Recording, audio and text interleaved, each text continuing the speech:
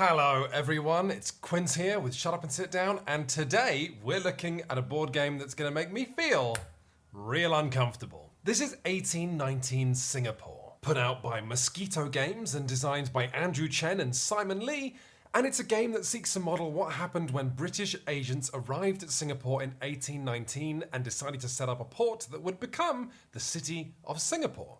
And this game tells the story of how, along the way, we British treated everybody else how we'd like to be treated. How we focused on making them rich and became beloved by all. I'm kidding. What happened in 1819 was colonialism. You've heard it all before. The British proceeded to subjugate and dominate everyone who stood in their way and prioritise their own national enrichment over that of the locals. And of course, in this particular period of history, we British were, of course, flooding East Asia with opium, selling it to the Chinese in order to make a fast buck. So, lots to be proud of here. Conversely, I do think that designers Chen and Lee have made something to be proud of here. You might be aware of their previous game, Orang Lao.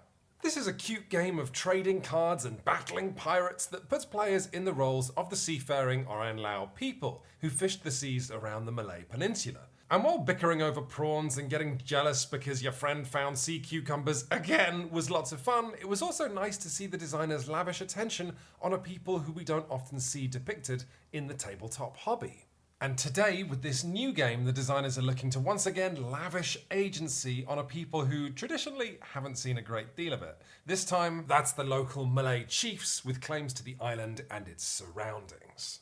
So what we have here is a game for 2 to 4 players where some players will play the sort of de facto British regents and other players will play the local ruling elites as you all work together kind of sometimes to develop the city of Singapore into a bustling, profitable, free city. So, first let me teach you a little bit about how you play this game, and then I'm going to talk a bit about the political statement it's making, which is both very heartening in one sense and deeply sad in another.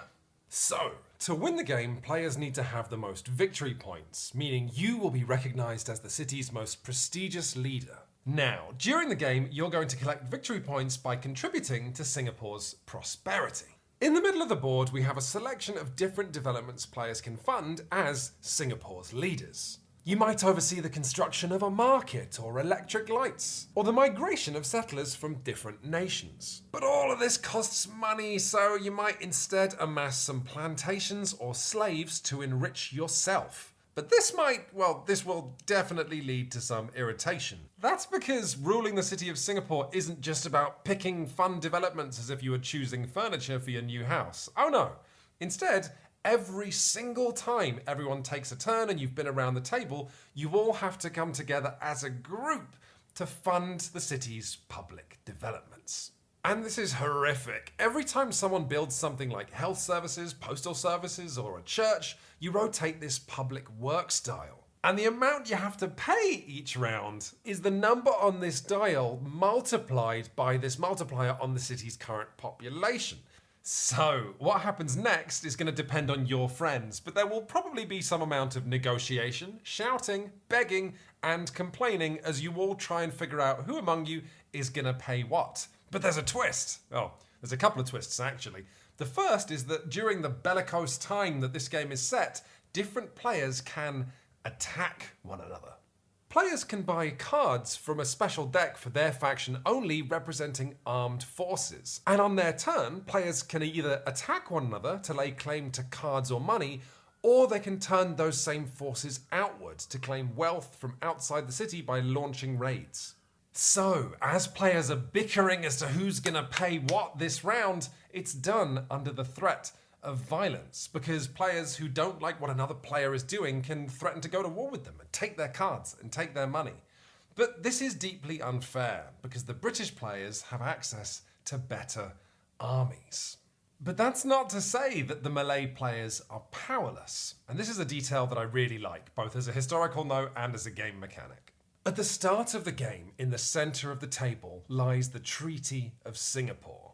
A real-life contract drawn up by the Malay elites and the British that gave the British presence in the region legitimacy. And at any point, any player who feels that they're being treated unfairly or just that they have no chance of coming out of the founding of Singapore with actual power can grab this token and flip it, metaphorically ripping it up, immediately dumpstering 20 tokens off Singapore's prosperity track, potentially ending the game and abandoning the free port of Singapore to become nothing more than an idea. So, for as long as this treaty is in play and Singapore is not yet too big to fail, the British players have to negotiate fairly for risk of losing their foothold in Southeast Asia. But hidden in the middle of this deck is an event. Oh, I learned so much about Singapore's history from playing this game. The Anglo-Dutch Treaty. This was a world event that saw the Dutch allowing the British presence in Singapore, and the moment this treaty comes out, it replaces the Treaty of Singapore, and at this point, the Malay chiefs become that much more powerless. And now it's time for me to talk about the mechanic in this game that I find depressing and thought-provoking in equal measure. So, at the start of the game, each player is dealt some secret objectives to choose from, things that their particular character wants to achieve from the founding of Singapore that's going to give you extra victory points if you achieve it. For example, if you're playing the British, you might choose to be a sympathiser, and so be willing to accept local customs and tradition. And you might also be inspired by the British Raj, and want to personally oversee a swath of the city's population. Or you could be a greedy conqueror. You might have gone native, but also be a pirate hunter. But for the players acting as the Malay chiefs, the objectives that they draw from, the things that they want to achieve after they sign the Treaty of Singapore, are actually simply unrealistic. You want to be prosperous? Well, that's going to be hard with the British forcing you to pay your share of the upkeep. You want to be a sea lord displaying martial prowess? The British aren't going to like that. That's going to hurt the city's prestige. So, during the game, the Malay players will have a choice of whether to compromise, which would mean replacing these green starting objectives with these purple colonized objectives. And if they do that, if they sacrifice their original ambitions, then the British receive that much less reward for going to war with them.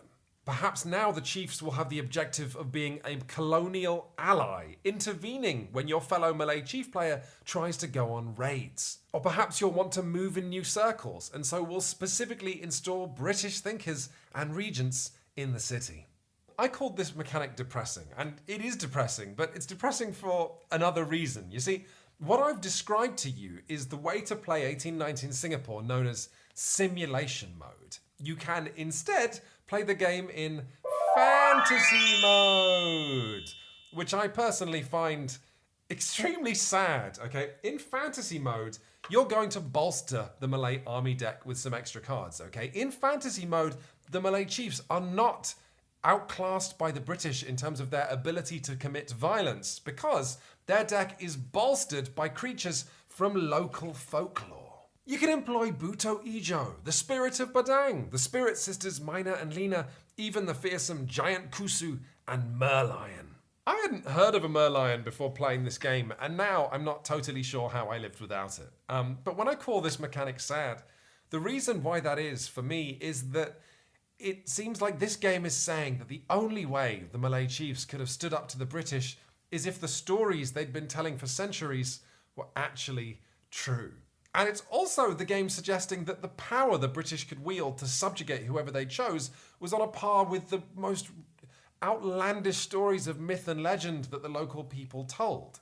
In putting the spirit of Badang on par with the HMS Wolf, they're forcing you to consider that to the local Malay people, the invaders were supernaturally powerful. The fantasy mode of 1819 Singapore is asking us all to reflect on the idea that being colonized by a drastically more powerful invading force is like coming face to face with a monster usually kept trapped in our most outlandish stories.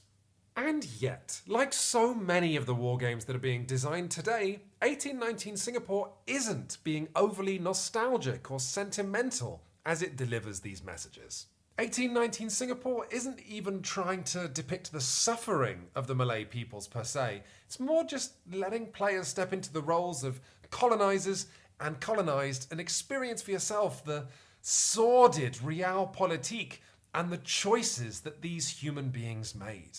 The British in this game do not inevitably become breathtakingly racist tyrants, even though here in the UK in the year 2021, we're having a cultural reckoning on this very subject. Today in the UK, we are having so many discussions and interrogations about how the globe-spanning octopus that was the British Empire was so much more cruel and self-serving and occasionally genocidal than we were ever taught to admit. But that's not what this game is about. This game is not depicting the Malay chiefs as innocent victims. Rather, if 1819 Singapore is making a statement, it's simply that the founding of Singapore was overseen by human beings that defy being painted in black and white colours. Each player will have different objectives, different beliefs, different responsibilities, and different opportunities. But a board game is only complete when you add the most complicated component of all, which is the human beings sat around the table. And as you play 1819 Singapore, you will see for yourself whether your friends as a group can tolerate this unpleasant and deeply mismatched situation for long enough that the city of Singapore will, in fact, be founded. And you'll also learn that your leader's legacy is so much in the hands of your rivals. Rivals you might respect, or you might detest. For what it's worth, I'm just thrilled to see a game designed and produced on this subject by Singaporeans. I have never before seen miniatures put out that lovingly depict a colonized people. And I have to ask myself, what would Sultan Hussein and Temenggung Abdul Rahman say if they could see themselves today?